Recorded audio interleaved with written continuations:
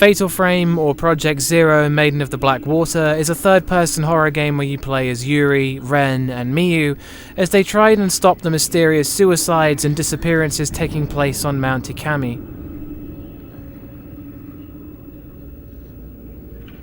Atmosphere. There's a lot of varying feelings that come from different sources in the game. Firstly, there's the deeply creepy and unsettling cutscenes and their found footage style. They're somehow unnerving to view, like you're seeing something you shouldn't be. In my opinion, most of the best content in the game is found in the cutscenes, and it's something they've always been very good at. Actually walking some of the environments can be intensely creepy, with places like the Shrine of Dolls giving off a feeling of being constantly watched.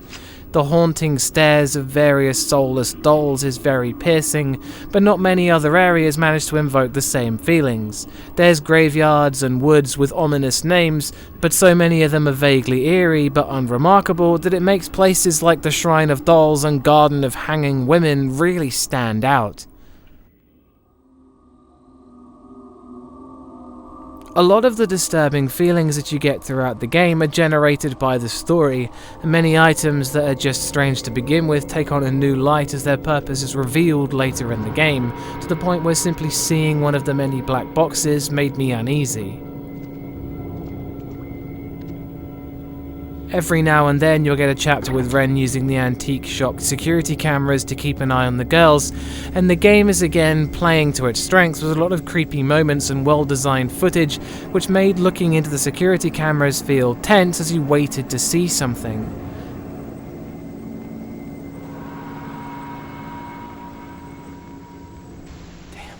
Sadly though, the game suffers from a similar problem to Fatal Frame 3, with a lot of meandering around large areas with nothing much in them, or lots of backtracking through areas for no real reason, and the atmosphere really wanes the more you have to go back through areas you've already been through. It also splits up the chapters with game menus where you can use your points to purchase more items, but it really takes you out of the moment since you spend quite a lot of time in them before going on to the next chapter. The fixed camera angles are gone in favour of third person, but it seems more of a loss than a gain. There's also some conflicting tones in the earliest chapters, with a hazy summer sun glowing through the windows of a burnt out house, but the music is very cold and eerie in Fatal Frame style, and the two sort of cancel each other out. The game is a bit inconsistent, with some things being brilliantly creepy and others fading the atmosphere away to almost nothing. Though this does seem to improve into the later game, and ultimately the atmosphere is still there no matter how weak. That's one Harry Mason.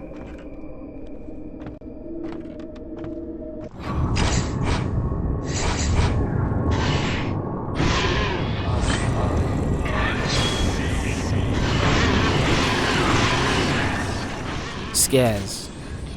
Fatal Frame once again uses taking pictures of ghosts as its main mechanic for inflicting horror, but I found this time around that the ghosts just weren't as creepy or frightening, with only one or two exceptions. Many of them were unremarkable or similar to previous games, but there are a lot of women in flowing robes that came off as beautiful rather than menacing or evil.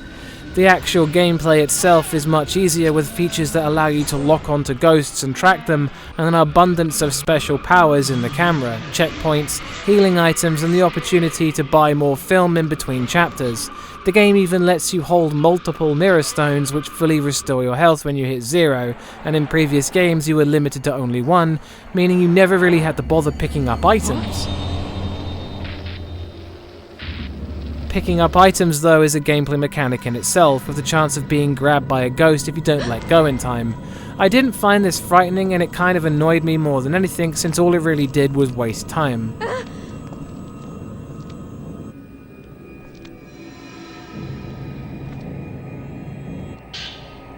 The game has chase sequences where you run away from an unkillable ghost, which isn't the first time they've tried this, but the ghost can kill you in one hit and teleport in front of you, meaning that you can run straight into it and die instantly, which just made the part frustrating.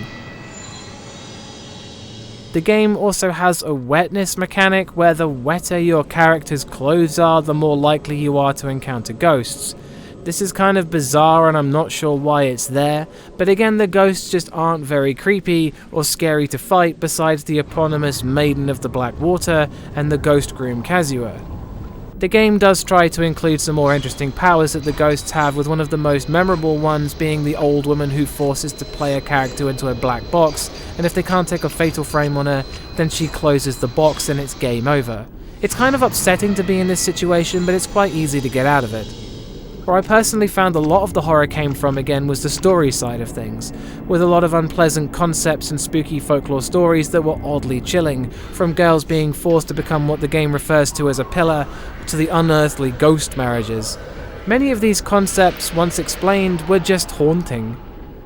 The game misses the mark and has changed a lot of the original gameplay features that made taking pictures of ghosts so frightening. That's still one Harry Mason.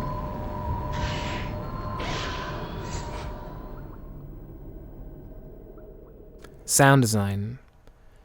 The game borrows a lot from previous entries in the series, with similar ghostly drone pieces and chilling synth howls. There's a lot less variety, but a lot of the audio cues from previous games make a comeback here. The most impressive feature by far is the jump up in quality of sound design when fighting ghosts. When locking onto a ghost, you can hear a glorious cacophony of water bubbles, rumbling, static, voices, and the ghosts themselves talking, and it's frankly hypnotic and incredible. It changes for each ghost as well, with Kazuya's being the most unsettling, with the sound of metallic rattling filling the air, a noise like foil being crumpled continuously. I personally found it very unpleasant.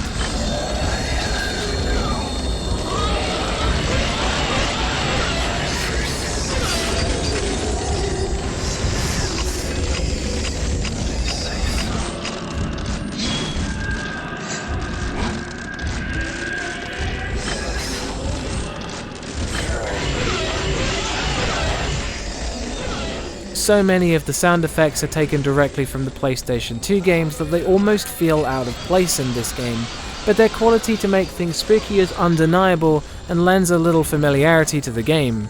They're all soaked in the same heavy reverb that they were back in the PlayStation 2 era. The voice acting is a little forced and there's a major lack of emotion, which is sadly nothing new for the series, but there's a lot of reasons for characters in this game to feel hopeless, and whether it's intentional or not, the voice acting usually reflects this. The directional audio is very impressive and the reverb works perfectly in all of the environments. The sound design either improves solidly on its predecessors, or they're literally the same, which isn't a bad thing. That's 2 Harry Masons.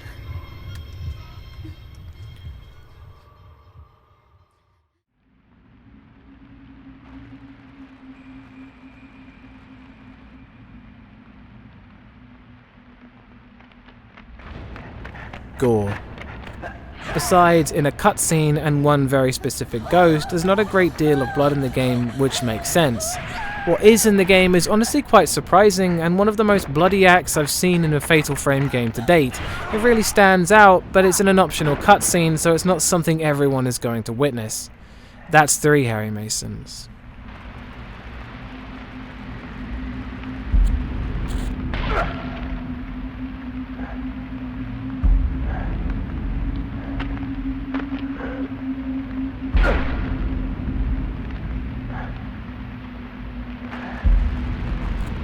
Story. The story follows the 3 characters, Yuri, Ren and Miu, who all arrive on Mount Hikumi, which is famous for its suicides. They all arrive for different reasons and end up converging due to the draw of the mountain to seek their own goals.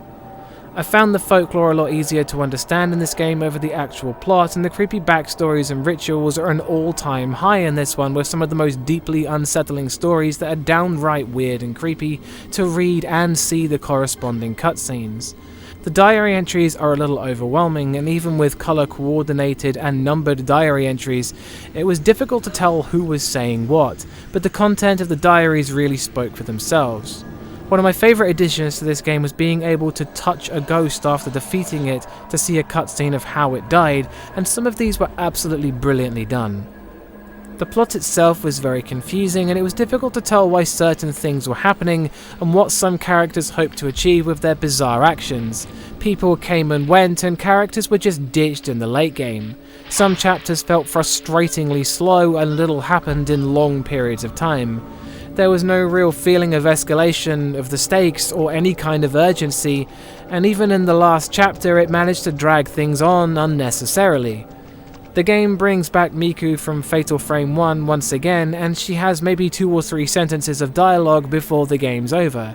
I found the endings for Ren and Miu to be underwhelming, to say the least, but at least Yuri had a decent ending, although she had the slowest chapters. The backstory is some of the best in the series, but the main plot really needs trimming, pacing, and some more satisfying endings, making the score 3 out of 5 Harry Masons. The game keeps on doing something brilliant, followed by either not doing anything at all or stalling for time. Even the tried and true ghost fights felt more of an inconvenience by the late game, and with such slow moving plot it was difficult to convince myself to come back to play more of it. Maiden of the Black Water is a mixed bag, or maybe a black box that's only full half of the time.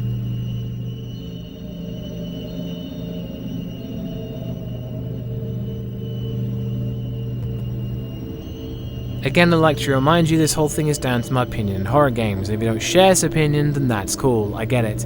There will always be more horror reviews in the pipeline, and thanks for watching. And always go check out Bumps in the Middle of the Night. Peace.